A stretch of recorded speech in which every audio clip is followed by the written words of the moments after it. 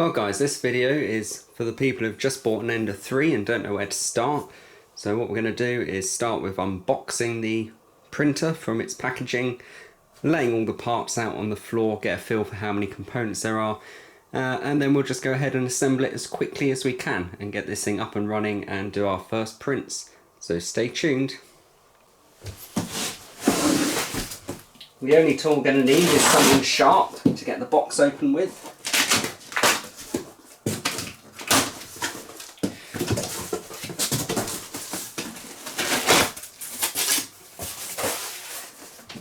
And then we can start pulling the parts out. So we've got our instructions and warranty card. We have got the, we'll pull these out first. We've got some metal extrusions here, part of the frame. There should be 4 of those somewhere. So we'll pull the printer out. No, the printer doesn't want to come out yet. So let's pull some of these other bits. We've got a power supply unit over here. Quite well packed in, which is good really. There we go. Quite nice, these power supplies, compared to some of the other units, because they do have this kind of plastic cover on there to stop you from touching any mains components. So some of the other 3D printers that people buy, they actually have mains components open, so they can be quite dangerous if you touch the wrong part. So nice little power supply there. We have part of the extrusion carriage there, the X or the Y axes. We have a large proportion of the printer here is already assembled, so we've actually got the heated print bed, we've got the control system over here, and on the wire is actually the printing nozzle. That's a bit tangled up, we'll have to untangle that. There we go. So we've actually got the what's called the hot end, or the printing nozzle, and that's all really nicely assembled and ready to go. So we literally just have to slide that on, do up a few more bolts, and that's not far off from going anyway. Lay that one over here. What else is in the box? We should have in here front end display. So it's actually our digital display with control knob on it. More rubbish.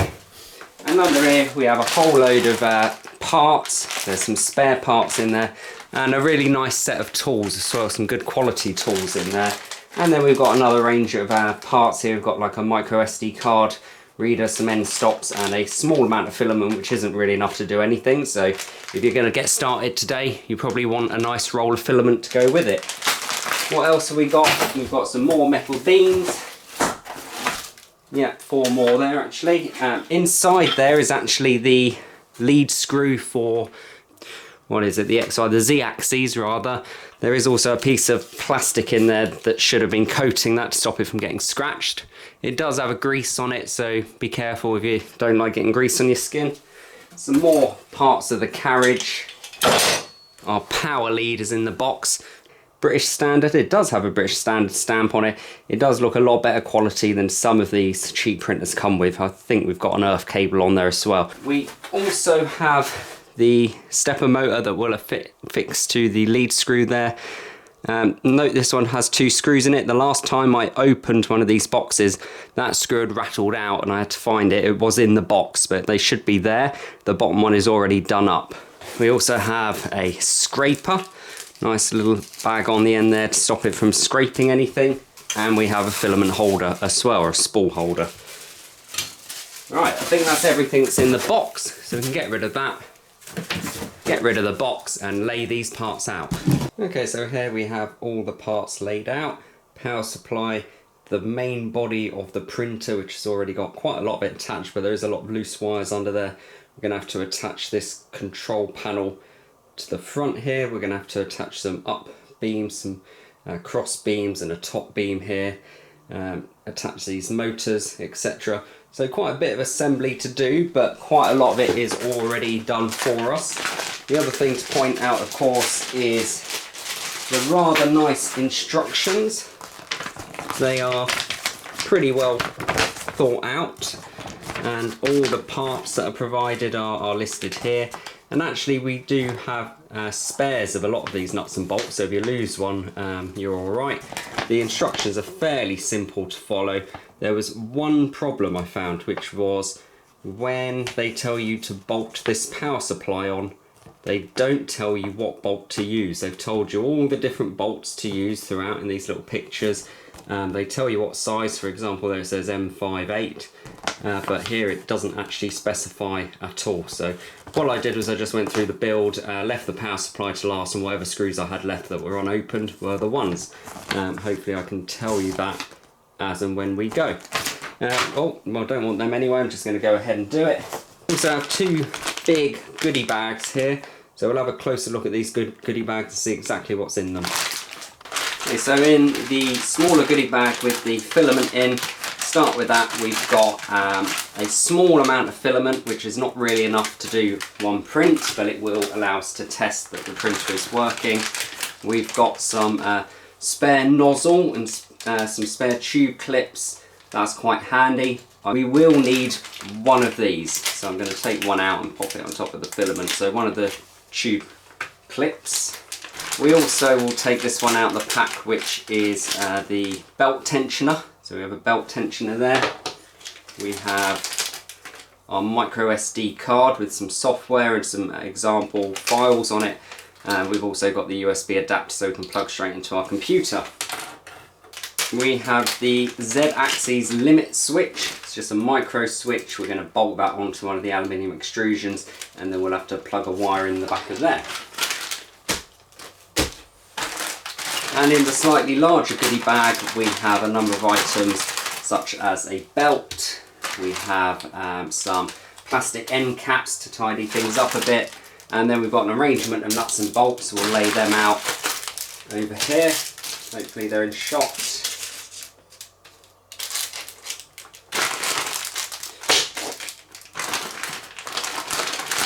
A few more packs of nuts and bolts. So this is my favourite bit of the kit. I've actually got a pair of snips in here. Now I've got a lot of different types of snips, and I've got a pair of snips that cost 60 or 70 quid. And these are comparable. They are quite nice snips. I've had people take them out and go, oh, they're cheap ass snips. But actually I've been using them for a long time for different jobs, abusing them, and they're a really nice pair of snips. So we will be needing those. We have got a ring there that actually goes on this spool holder to lock it in place. Be very careful with this next bit. I should have probably pointed this out sooner, but in here there is a little thing with a bit of foam on it, and it is a rather long pin. What's that, about 3 inches long? It is a little needle that can be used to unblock the extruder. Never actually needed to use it on this printer, but I have needed it on my MakerBots. So on the MakerBots I've had to sometimes use a 0.3 or a 0.4mm drill bit to get up the nozzle, whereas actually this will go up the nozzle when it's hot and clean it out. Again, be very careful with that. Put it somewhere that you're not going to shove your hand and stick a 3-inch long needle into your hand, because that is painful. And then the other thing they've treated us to is a set of steel press spanners. Cheap ass rubbish. I don't think I actually need those at all, but we'll pop them down over here. And what we will need is a full set of Allen keys. So they haven't given us the worst Allen keys possible. These are some semi-decent Allen keys, and they do have a ball end, which means you can go in on an angle at the ball end. They come in very handy for this job, and they definitely get kept in my toolkit later because they are some good quality Allen keys. There is a screwdriver here for good luck as well. I can't remember if I need it or not. And add it all together, what a lovely job. So let's get on with assembling it. I will roughly refer to the manual and fill you in on the long and short of it. To start with, I'm going to unwrap these metal bars, just lay them out so we can get a view of them. Although it looks like 4 are the same and 2 are the same, I think they're all different, so we have to match up the holes and we'll point those out as we go. So first of all, from this pile over here, we're going to need these bolts, which are M5 45s. What we're going to do is take the larger beams that are down here, those ones. We're going to take this base over here and we're going to attach those beams into the base. As we come and look at these beams, there are some holes in them. We've got 2 holes in one beam at the bottom. That's going to go on the left-hand side of the printer. Which side is the left? Well, here's the control box. That's where your USB port and SD card is. That's the front. So 2 small holes at the bottom, this side, and then on the other side, it doesn't want to lay there at the moment. This side, we've got the 2 holes, shorter distance at the bottom, longer distance at the top. The shorter distance goes at the bottom and the holes are going inwards towards the printer there. So what we need to do is lift up this base, get these 4 bolts in through the bottom and bolt it up nice and tight. Printer up onto its end.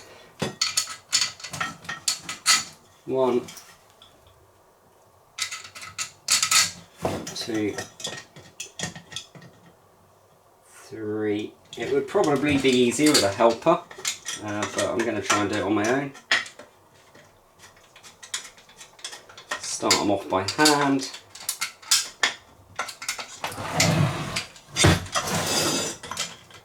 This is the first time I've struggled to get one of those in, but they're in now.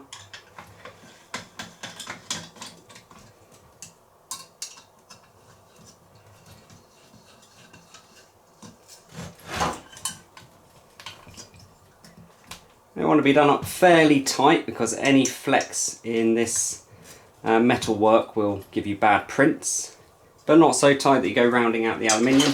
Please don't do that. Bring this around the other way. 2 small holes at the bottom.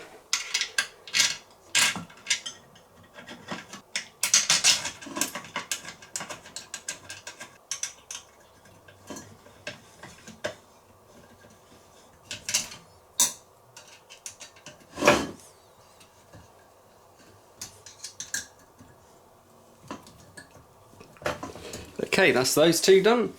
The next part we're going to fit is the controller screen here. We've got 2 holes in the front and they're actually going to bolt into the end of this piece here. For that we're going to need our M5/8s and the appropriate Allen key. We need 2 of those. Now what I'm actually going to do is skip a few stages ahead, and at the end it tells you to plug the connector into the display down here. It's actually going to be easier to find that connector and plug it in and then bolt it on. Just makes things a little easier. So as we look underneath, we're going to take this rainbow ribbon connector. We're going to take the screen. The rainbow ribbon connector is keyed and it should plug into EXP3 on the end. So make sure it's gone into EXP3 end. We're going to line that up onto the end of this beam and then we're going to bolt it into place, or attempt to. Now, most of these screws will have a number of spares, so if you drop them all over the place like that, don't worry about it, carry on. If you need them later, go back, but I think there's more than enough screws. You can almost start a screw shop up afterwards. One thing that will be sure is you won't be left screwed, and yeah, thereabouts, round and round.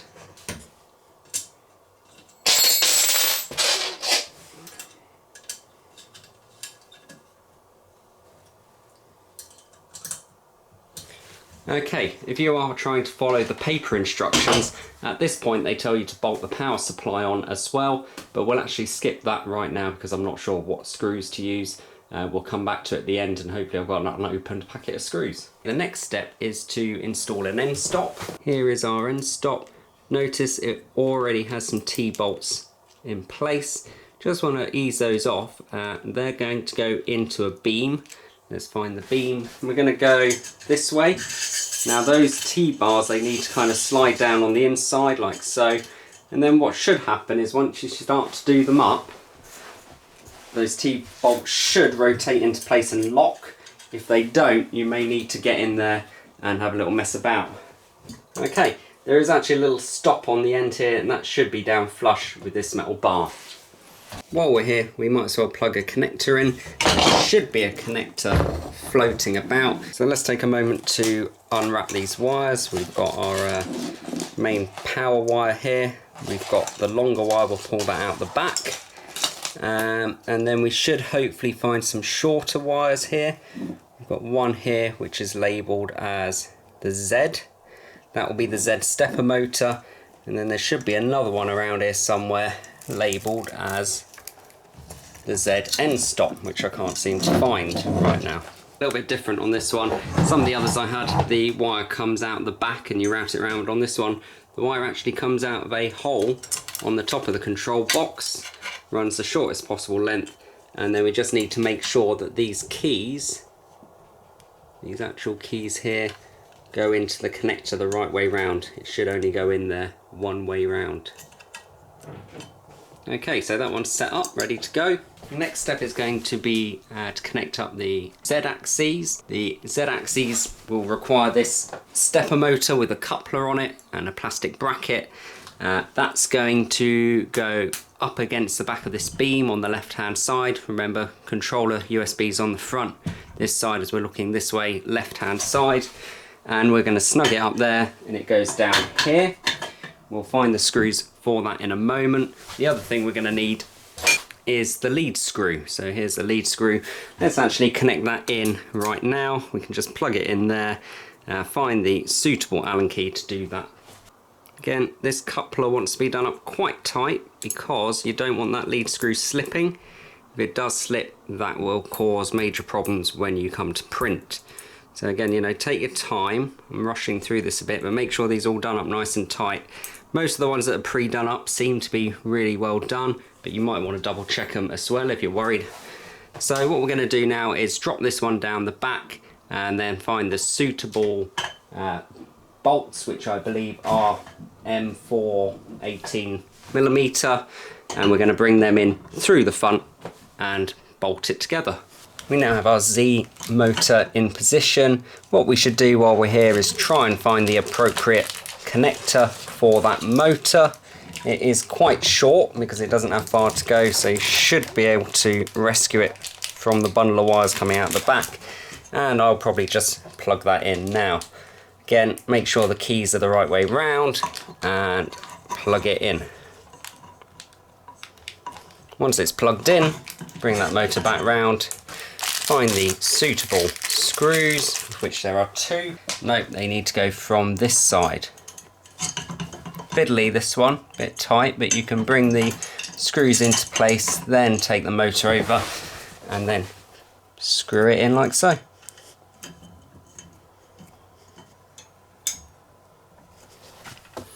Voila! For me, this next part is probably the fiddliest. What we're going to do is set up the extruder carriage, which will essentially hold the extruder on its axes here. To do that, we need to identify one of these bars from the other.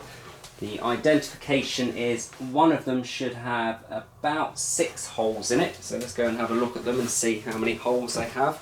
Having a closer look at these, we can see the one on the bottom has 4 holes, the one on the top here has 6 holes. So we want to start with the one with 6 holes in it. Then we are going to rescue this component up here, which is, well, what should we call it? It's a carriage. It's got 2 stepper motors on it. I don't know what its technical name is. We need to take this bar and we need to insert it or bolt it onto the end here. So as you can see, there's one bolt poking through, 2 holes. Here's the ID tag there. So we need to line that up with the 2 holes on this end, but we also need to line this one up to this side, which has been enlarged, so that it will sit flat. If we look at the other side, it's not been opened up. This side has. So this side will go on there so that that poking through bolt sits flat in there. See that? Then what we'll need to do is grab the 2 required bolts, which are going to be M416s, and we're going to have to somehow offer them through these holes inside, and then we're going to bring the Allen key through these holes to do them up. Bit fiddly. Let me see if we can do that. Always put your Allen keys back in the same place, or otherwise you spend about 10-15 minutes searching for them only to find them in your back pocket. Okay, right, let's bring this carriage over here.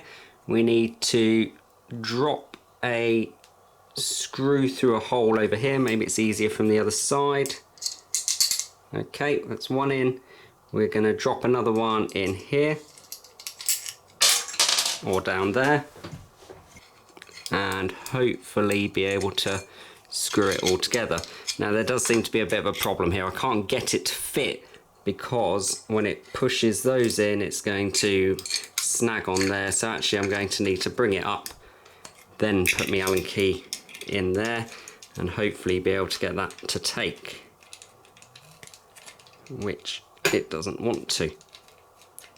Okay, got them lined up and started off, and this is easily the most difficult part, I think, of the construction, is putting this carriage together. One, we've got to get these screws lined up nicely. It's quite difficult to get the leverage on them because where your Allen key is over the top of this motor, but saying that, you know, it's not impossible. It would have been nice if they'd screwed that on for us, but you can see why they don't want to, because it is a bit fiddly. There we go. So I've actually broken a sweat doing that one. It was a bit of a struggle, but it's in there now. Bars on, sat flush, micro switch is clear. Okay, what's the next procedure? Okay, so the next procedure here is to actually thread the carriage on. I believe it's going to go this way round. So we need to get our nozzle. We need to position it so that the fans are at the front. Notice that this sticker is here facing forwards to the left hand side of the printer. I take my hot end, we can see the fan visible on the front, and these wheels should slide over this extrusion. Yeah, no problem, we're on. Then what we need to do is somehow balance it while we get hold of another piece, this plate with 3 wheels on it. What we need to do is bolt that to the other end with the same screws that we used last time. The way we're going to do that is it goes on from the back. We've got 2 wheels here to that side, 2 holes across, a wheel there. We need to flip it round that way and it should go on like so. Okay, find the 2 holes at the end. They go through from the back, sorry.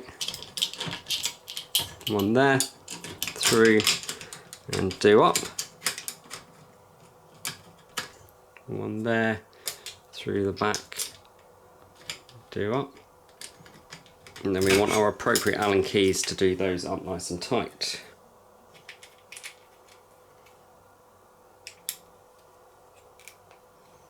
Again, want to be done up quite tight, because if these wiggle loose, you're going to end up with lots of play in the gantries, the carriages, and we might end up with bad quality prints. So again, just check that moves across there. We've got those on that end, those on that end. Just seal it on there for now. Careful, it can drop down. The lead screw is going to hold it in place. What we now need to do is a bit of a fiddly job. We actually need to thread a belt through here. So we go rescue our belt. Here's our belt. Got some nice little metal tags on the end there.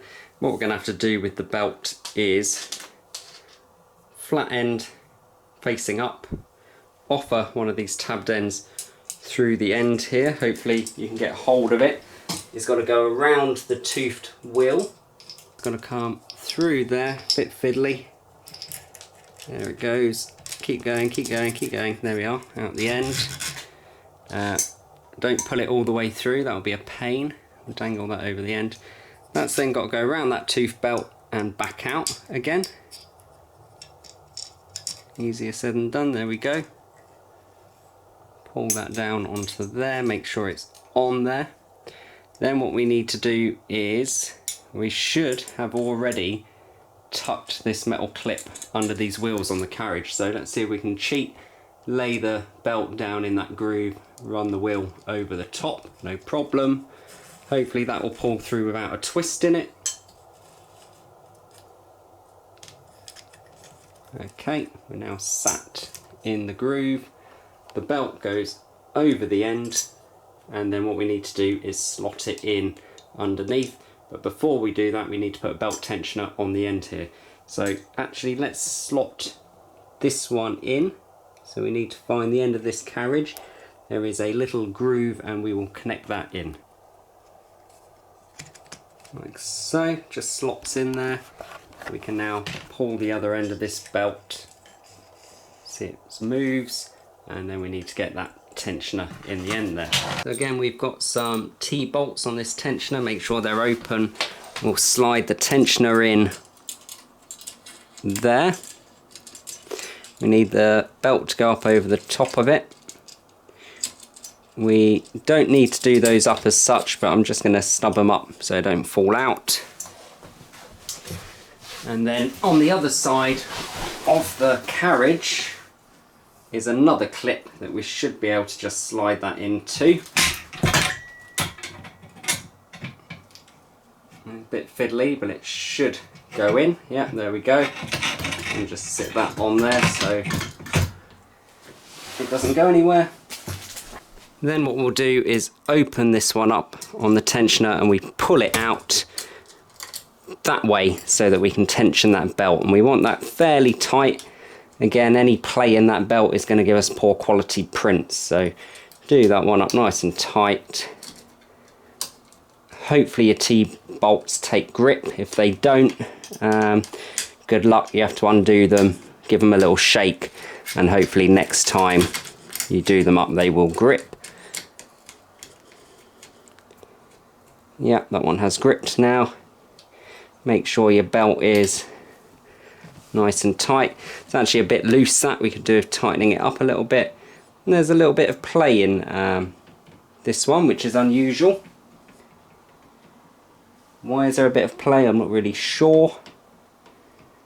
And that's not the best fitting one I've come across, so in a minute I might undo some of these and see if I can get that to clamp down a little bit tighter. We don't really want that wriggle there, but there is some wiggle.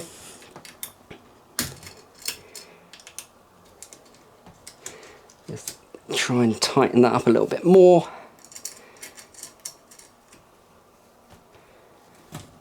There we go, it's a bit tighter. Still a bit of wiggle in that, and I think to solve that I'm going to undo these and just see if I can get them a little bit tighter. Okay, we're getting quite close to having a finished printer now. At this stage we're just going to have a quick look and connect a few more of these connectors for the wiring. We have got the extruder motor is mounted on the back of this carriage. So as you look at this wiring loom, one of these should be labelled up as E. Yeah, I've got E here. E will go into the extruder motor, making sure the keys are the correct way round. Wanting to make sure that the keys are in the correct location. We also want to get this X motor connector in while we're here, so underneath there, find it, plug it in. And then finally we've got our X limit switch, which is a bit more fiddly to get to. It's in here. Eye up the connector, try and thread it in to get it into location, and then get your finger on top to plug it in. Okay, now what we want to do is lower this crossbeam down onto the printer. To do that we need to make sure it's kind of clipped on this end. You've got 3 wheels, you need to make sure they're over the beam like so, and on the other side of the printer is a threaded rod or the lead screw. And what we can do is rotate that by hand into this brass fitting, and that should lower the gantry down. And there it goes, we're down, no problems at all. Okay, once we've brought that beam down, all we really need to do now is put the top bar on. There is the top bar, 4 holes. You can see these holes are expanded. They're going to go towards the top, and then I think we go back to our first pack of screws, which was the biggest pack of screws.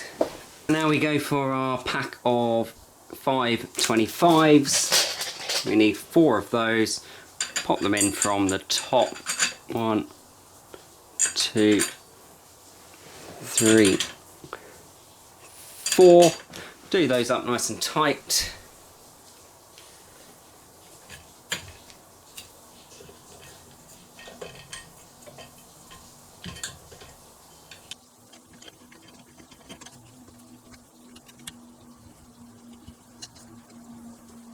Okay, so now we have to connect up that power supply. That was a skip.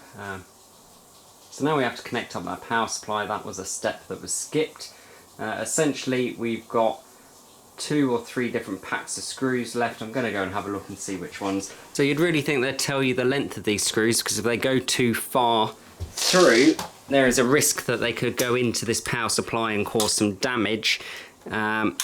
It seems to be these ones that are left. So the ones that were left was the M420s. So what we're going to do is position this power supply this way round, power socket facing out, just onto the back here. Make sure you don't snag any wires. There is a wire there, don't want to snag it.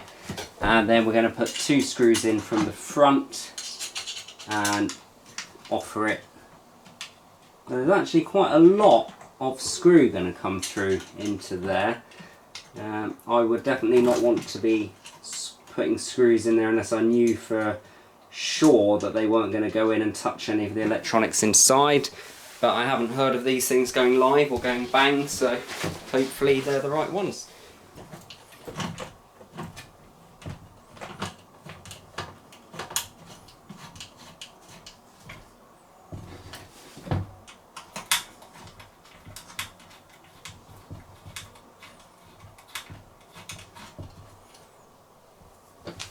Good.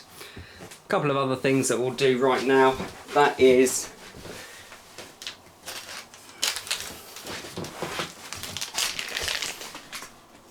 take our 2 plastic end caps. These end caps go in here. They are really for aesthetics, but I think they also stop the carriage from climbing up the top. Knock them on. One on this side. Press it in. The other thing I've got is this little kind of brass hose clip, pipe clip. What we'll do is screw that into the back of the extruder motor on the back here. Do it up. You might want a plier to do it up, or one of your little spanners, but hand tight's okay. And then what we'll do is take the Bowden tube, or this piece of white PTFE tube, and lock it into there, ready for the filament. We load the filament into this extruder motor by squeezing that, threading the filament in. It's a bit fiddly, but it will go in, pushing it up to the print head. Right, last couple of connections now. So at this point it's really important that we're going to double check all our wiring connections. We really wouldn't want to get any of that wiring the wrong way around, because literally the first time we turn it on it could just go bang and smoke could pour out of the controller or the power supply. That would be really bad. So take your time at this point just to go over it all, double check your connections. I'm going to tilt it forward gently. I'm going to pull the print bed back so we can have a closer look under it. Oh, I said gently, just threw the printer over. So we've got this connector here. We're going to connect up to the power supply. Fine. That will only go one way, not the other way. So that's in. Check that we have a connector on the end stop switch here. Check that we have our Y motor connector firmly in place. While we're under here, check on the back of this screen control display that we've actually got our coloured ribbon cable into the EXP3 connector. The other 2 are left unused. We should have our Z motor socket connected and our Z end connected. It doesn't look like it's in, but I think it is. Yeah, it's clipped in. Check the switch is functioning. Then we need to come up to this end. We've got a limit switch in there, and we've also got our X motor connected. We have our extruder motor connected, and that's it really. That's all the connections. The other connections there are the connections to the heat bed underneath, but that's already pre-done for us and we can't get to it. I'm a bit concerned about the horrific wobble in that bed. It definitely shouldn't wobble. It should be on there nice and firm. I've built 3 or 4 of these now, and I've never had one that rattles around like that. That's terrible. So I will have to get under there and have a closer look as to why that's wobbling about. The other problem that I have noticed on this particular build, and I've not had it before, is the print head has some wobble to it as well. Now essentially what you've got is 3 kind of rubbery wheels that run along this aluminium extrusion here, and they've got some nuts and bolts that hold them in, and I believe if we undo the nuts and bolts and bring them close together we can increase the tension on that. So I'm going to just go through that process now and see whether I can get that a little tighter on there. Magic of the internet, I've managed to hopefully find a solution for this. So again, mention it's very strange that I've found that this wobbles on there. It shouldn't wobble. I had to go undoing these, see if I could tension them up. That's not how it works. Apparently there is a concentric screw on the bottom of here, and we should be able to rotate it using a spanner and then nip it up using an Allen key, and that should tighten it up. Oh, so we'll manhandle this around so we can hopefully see what's going on. So there's the bottom roller, the one on its own. You can see there is a large headed part here, and apparently if I rotate that, that should tighten this up, and it has. So literally we just rotate that round and it snubs. Yeah, it's definitely tightened that. Then apparently what we want to do is try and do this up a little bit. Yeah, that seems to have worked, and now we have taken all of that flex out. Now you don't want it too tight because these wheels are soft, and if they're over tightened they will eat into the plastic, the metal will eat into it. So again, once you've tightened them up, kind of ease them off, but you can see that head has very little flex in it at all now. Finally, the last issue we want to solve there is this bed wobbling about, and I believe if we turn that over and go looking again underneath, we should find a similar affair. Look from underneath, and we've got again these two with the hex shafts on them. So again, we want to come in with our spanner and we want to rotate that. We'll rotate that one at the back, and if we're lucky, that should tighten up on there. Yeah, there we go. That's kind of helped. Do a little bit more.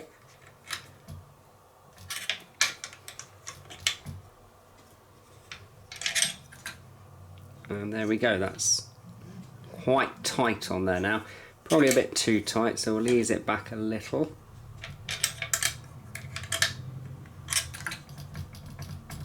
It's a bit too loose.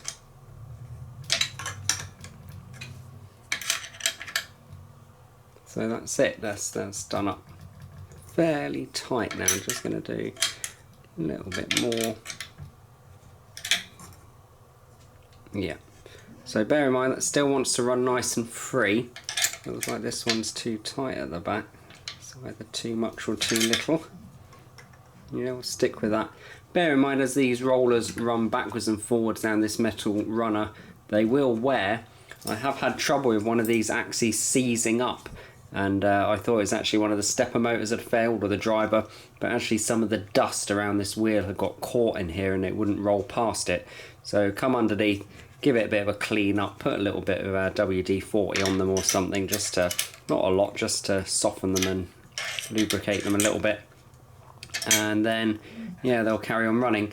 It may be that every 6 months or so you want to go under here, depending on how much you use your printer, and just clean those off. And if they are becoming loose, tighten them up on these screws underneath. So literally rotate these around anti-clockwise, and that should tighten them up. If they're coming loose, you might need to do up the center screw a little bit, but actually these are fairly tight already. So that's it, all adjusted. We're literally ready to plug it in and see if we can get this thing to do some printing. Okay, moment of truth. When we plug it into the mains, does it power on or does it smoke? Let's see. Well, I didn't get an electric shock. The screen's come on. It says Ender on it and there's no smoke. I'm going to peel that off. We look to be good. Very good. Right, before we can try and do a print, we need to level the build bed. Now, the best way to do that is kind of, well, I think the only way to do it on here is manually. So what I'm going to do is click the button in. I'm going to go to prepare, and I'm going to home the axes, and this will just check that everything moves correctly.